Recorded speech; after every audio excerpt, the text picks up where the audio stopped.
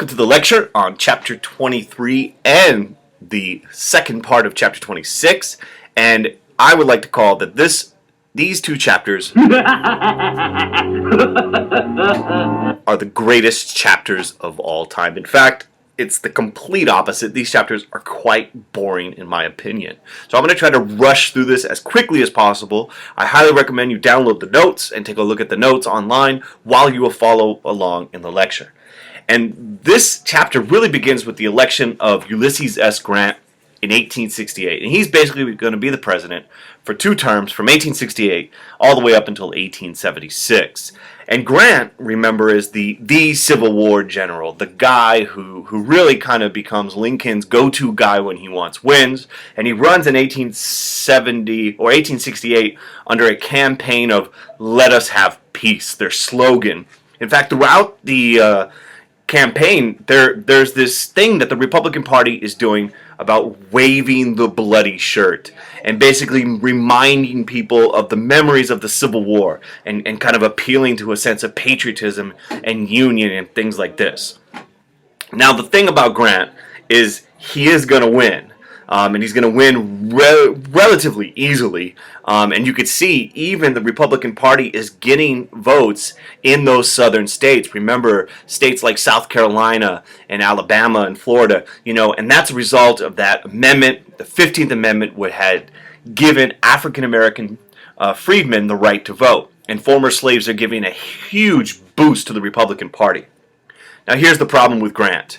Throughout Grant's administration, one of the key points you need to keep in mind is that there is going to be scandals after scandals. There's going to be a tremendous amount of corruption. Grant was a great general, but a poor president. In fact, before he became president, he had voted only once in his lifetime for the office of the presidency. So here's a guy who was not a seasoned politician. In fact, the opposite. He's going to see somebody has to punish the corrupt. A period of unprecedented corruption. Now, to be fair, this is not just in the office of the presidency. This period in American history is filled with corruption, but as he is president, he's going to see increase in that corruption. Somebody has to punish the corrupt. Couple of scandals that you should be aware of for the AP exam. The credit mobilier scandal happens. And basically, it's a whole complicated thing, but what you need to know is in 1872, Grant's vice president is involved in a scandal with some credit companies and railroad stocks and bribes, and it's the vice president, the right-hand person to the president, is directly linked to this credit mobilier scandal. There's another scandal. Somebody has to punish the corrupt. Known as the whiskey ring, where basically the private secretary of the president, Ulysses S. Grant, his private secretary in 1875 is basically accused and is stealing upwards of about $3 million from the federal government, and has to do with excise taxes with regard to whiskey. So you have this scandal with his personal secretary, you have a scandal with his VP. It's never actually Grant, but it's the people he surrounds himself with. It's the people he appoints. And so this period in American history, you have one scandal after another. And when you're reading the book, make sure you're aware of these scandals and the kind of details that take place under them.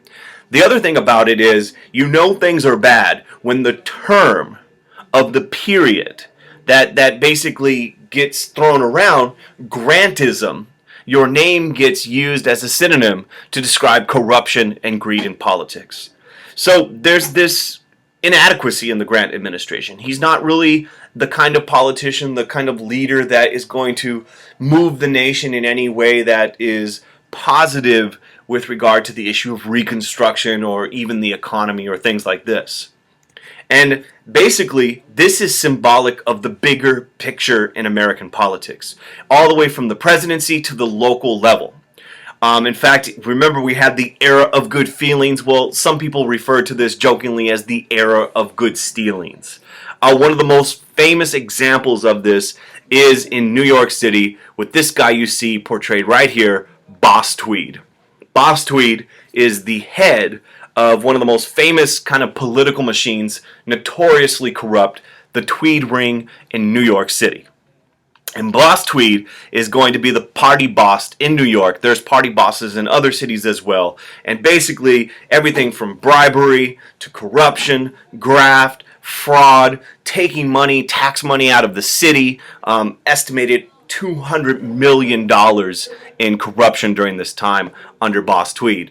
And what you're going to see is a reaction to this as the period of time in the 1870s and 1880s and 1890s, people are going to start questioning this power of these political machines. Once again, you have Boss Tweed being portrayed right here, and the caption, "Who stole the people's money?"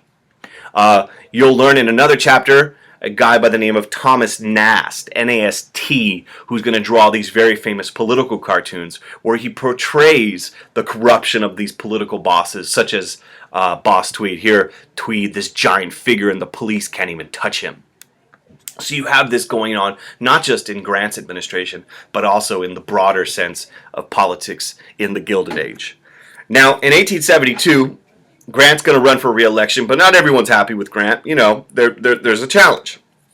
In fact, a lot of corruption during Grant's administration had caused the Republicans to kind of lose some credit or some support.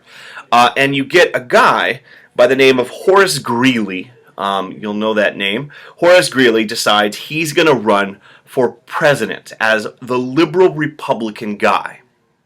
And a bunch of people end up kind of supporting this guy, Horace Greeley. And as the liberal Republican candidate, he runs, and the Democrats endorse him as well. So you have this kind of, protest nomination, and his slogan is "Turn the Rascals Out." Unfortunately for Horace Greeley, has difficulty getting enough support. And in 1872, Grant wins a re-election. So you have Greeley running as a Democrat, but really he's a liberal Republican. But Grant wins once again, and you can see the vote. And once again, what's important about this is, the southern states are voting Republican. Because remember, in 1872, Reconstruction is still being put in place. There are still troops in the South protecting those gains that were made as a result of Reconstruction. Well, things go downhill quickly in Grant's second term, and what happens is you have an event called the Panic of 1873. And the Panic of 1873 is a huge financial panic and economic depression, and what ends up happening in terms of its importance is Republicans who were already by 1873 kind of not really as concerned about Reconstruction, they further kind of turned their backs to the issue of protecting the rights of the freedmen in the South. That became less and less a priority for individuals because in 1873 you have this panic take place. You have businesses failing, you have mass unemployment, and you have this kind of, let's just kind of focus on the economics of the nation rather than making sure federal troops are protecting the rights under the 14th or 15th Amendment. A couple things are going to happen, and this will make more sense later on in this lecture, but there's a growing concern with this panic of this idea of the money supply. And the money supply is one of those things that, this is why I always think this chapter is kind of boring, because it's a central issue in this chapter, and if you're into economics and things like this, this is good stuff. But let me give you some basics. The panic really impacts people who are in debt very, very much more so than others. And basically money becomes much more difficult to get in terms of loans, and you have this kind of restrictions on the money supply, and if you're in debt, it becomes very difficult to pay that debt back. Adding to that is you have people who are advocating or proposing kind of inflationary policies. This idea that we should issue the greenbacks. And if you remember back during the Civil War, the government was actually printing that money called greenbacks to help stimulate the economy, help pay for the war. And if you are one of those two groups, people in debt or people in the farming area, which typically tends to be people who need to borrow money, debtors, you want cheap money. And what is meant by cheap money is money that is easily accessible. And so you have this growing movement of people who are demanding that the government reissue these greenbacks, expand the money supply, provide for cheap money to help ease the burdens of those who are in debt. Now keep that in mind. It'll make more sense in just a few moments. Now here's what happens relatively quickly. So you have this idea of the redemption of paper currency of Civil War and gold. So we'll get to that in just a moment. But what you start seeing is in the southern states, those states that for a while were actually putting people in power who were Republican, the Democrats start regaining control. They start regaining control because the federal troops are leaving. And there's things put in place to prevent African American freedmen their right to vote, which we'll cover in a minute. The Supreme Court also begins to undermine Reconstruction. And that basically has to do with the fact that amendments, especially the 14th Amendment, are being interpreted in a way that invalidates some of those civil rights acts that Congress had passed. And so the rights that freedmen had acquired are slowly shrinking and diminishing. And then you get, in the 1870s, Republicans are increasingly abandoning their Reconstruction commitment. That promise is kind of wearing off. A lot of the radical Reconstruction Republicans have either passed away or are no longer in office, and so you have this new generation of Republicans where the issue of Reconstruction isn't a high priority. So you have all these things taking place, and that's the background to the election of 1876, which is a very important election. So here it is. You have two different sets of people running, two main contenders. The Republicans decide to turn to a guy by the name of Rutherford B. Hayes. And Rutherford B. Hayes was a governor of Ohio. He served in the Civil War, and he's running as the Republican ticket. The Democrats, on the other hand, are running a guy by the name of Samuel Tilden. So you have these two individuals running for the presidency in 1876. Now, there's a whole bunch of stuff we could say here. We can, talk about their VPs. We could talk about the party and what they're talking about. But the key thing that ends up happening is the election takes place. And if you look at the results, and I asked you who won, don't answer because I can't hear you. But if I asked you who won, you may look at this and say, ooh, the electoral vote, one more vote for Rutherford, 185 to 184.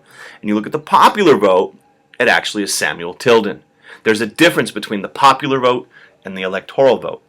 Now you should all know, Government 101, whoever wins the electoral vote wins the presidency, but there's a little bit something more to this election.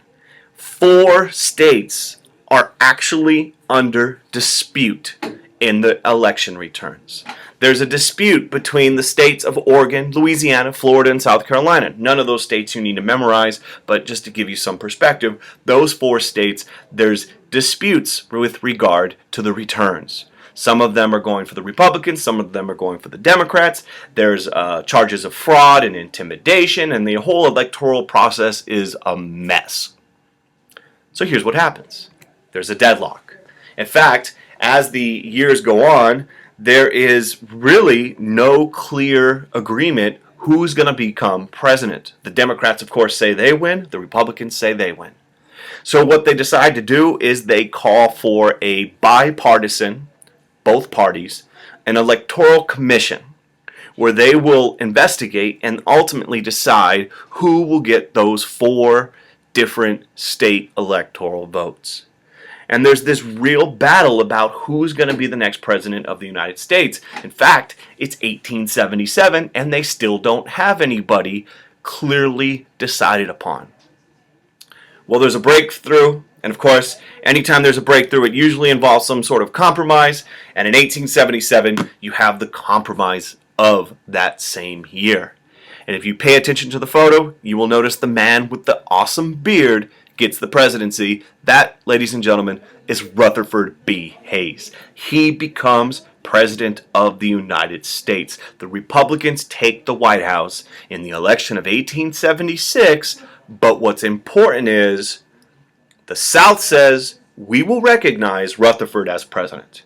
We will concede that we have lost and the Republicans have won. However, a couple of things need to happen.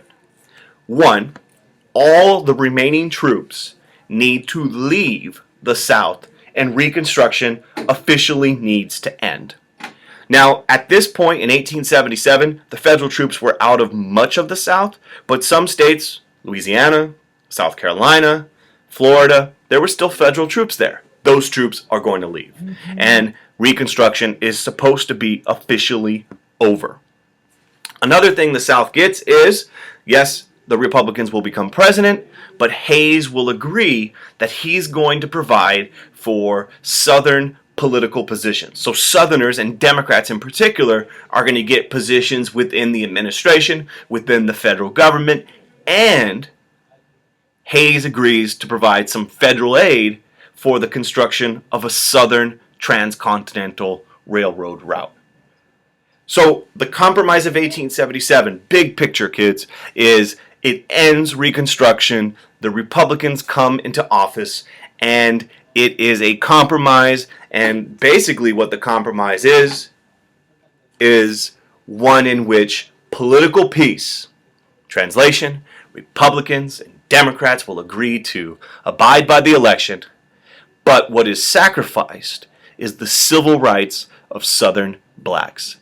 African Americans are no longer a priority, even for the Republican Party, even for Northerners. It is no longer a pressing concern. In the Hayes-Tilden deal, the Compromise of 1877, the Republican Party is going to abandon its commitment of racial equality and, at the very least, of Reconstruction. So it all comes to an end. Now, there is a little bit of hope. There's got to be a little bit of hope. One thing I didn't tell you, one thing that you should be aware of, is that there was actually a law passed the year before the election. And the Civil Rights Act of 1875 basically was a congressional law. Congress passed the law, which made it a crime for any individual to deny full and equal use of public places. And what I'm talking about here is these kind of Jim Crow segregation laws that were being popped up all over the South. You know, and the Civil Rights Act said you cannot deny an individual any use of a public facility. So, for example, a restaurant or a theater or a water fountain, any of those types of things. And basically, it also prohibited discrimination and jury selection, two things that were happening in the South as Reconstruction was nearing its end. Here's what happens. Remember that other point I made probably 10 minutes ago, and that is the Supreme Court. Golly gosh darn it, shucks, all gee willikers. The Supreme Court, in the very famous civil rights cases of 1883, the Supreme Court of the United States makes a decision that says the 14th Amendment only protected against government violations of civil rights, not by individuals. Translation, the 14th Amendment does not apply to private businesses or individuals. They can discriminate all they want. And so in the civil rights cases of 1883, the court shrunk the protections of African Americans in the South. It reduced the kind of laws and the amendments that were passed. And in the civil rights cases of 1883, the Civil Rights Act of 1875 is overturned. And what happens next is not only is the Civil Rights Act of 1875 ruled unconstitutional, but quickly, as a result of all these things, and remember, it's not just one. If it was one, it would be easy to write a free response or a DBQ. But there's a lot of things that are happening. Reconstruction was already kind of fading, but the compromise kills it. The courts rule in ways that undermine it. And what you get is, officially it ends in 1877, and white Democrats, who are referred to as redeemers, start resuming political power in the South. Those Republican Reconstruction governments are slowly disappearing. In fact, you're going to see in a few slides that the South is going to be solidly Democrat in a very few years.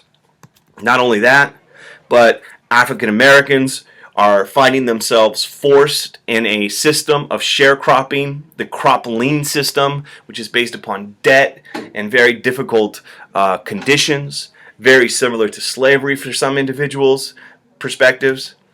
You're going to see Jim Crow laws, the term that is describing segregation, spreading throughout the South, this kind of separate society, black and white separate, and you're going to hear about a Supreme Court case, make sure you know about it, Plessy versus Ferguson in 1896, which is going to put the stamp on it for legal purposes.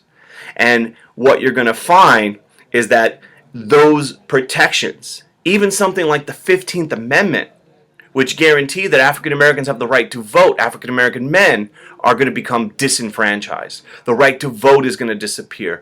The institution of slavery is going to be replaced with sharecropping, and you're going to see Jim Crow's laws emerge, and the South is going to be a very different place. Part 2 of the lecture will actually take a look at the Gilded Age and the politics of the Gilded Age. Read, do your IDs, study, get smart.